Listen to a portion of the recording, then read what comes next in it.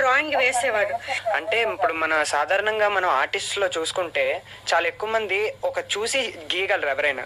కానీ మా అన్నయ్యలో ప్రత్యేకత ఏంటంటే మైండ్లో అంటే తన మెదడులో ఉన్న డిఫరెంట్ ఆకారాలు కానీ ఏమైనా ఇమేజెస్ కానీ ఒక పేపర్ మీద పెట్టగలిగే సత్తా ఉన్నదన్నమాట. చిన్నప్పటి నుంచి ఎవరైనా చూసేయగలరు. కానీ ఇది ఒక రేర్ క్వాలిటీ మన పీపుల్లో, మెయిన్గా ఆర్టిస్ట్లో చూసేది. మీరు కావాలంటే లోకంలో చాలా ప్రత్యేకంచిన ఆర్టిస్ట్ చూసుకుంటే పికాసో కానీ, విన్సెంట్ వ్యాన్ గాఫ్ కానీ, వాళ్ళ ఆర్ట్ అనేది నార్మల్గా ఉండదు. చాలా ల్యాండ్స్కేప్గా హ్యూమన్ మీద ఎక్కువ కాన్సన్ట్రేట్ చేస్తూ, లేకపోతే నేచర్ సీనరీస్ మీద అలా ఉంటుందన్నమాట. మా అన్నయ్య అందులో స్పెషల్ అనమాట. సినిమాల్లో కూడా అవకాశం కోసం సిద్ధార్థ రిషి ప్రయత్నాలు చేస్తున్నాడు. అవకాశం లభిస్తే తన ప్రతిభను నిరూపించుకునేందుకు రిషి ఎదురు చూస్తున్నాడు.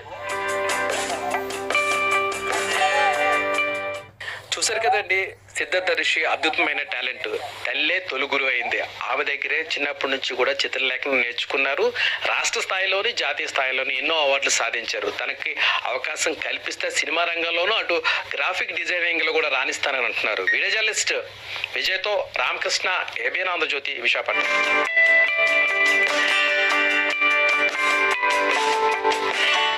తెలుగు రాష్ట్రాల ప్రధాన నగరాల్లోని సంక్షిప్త వార్తల్ని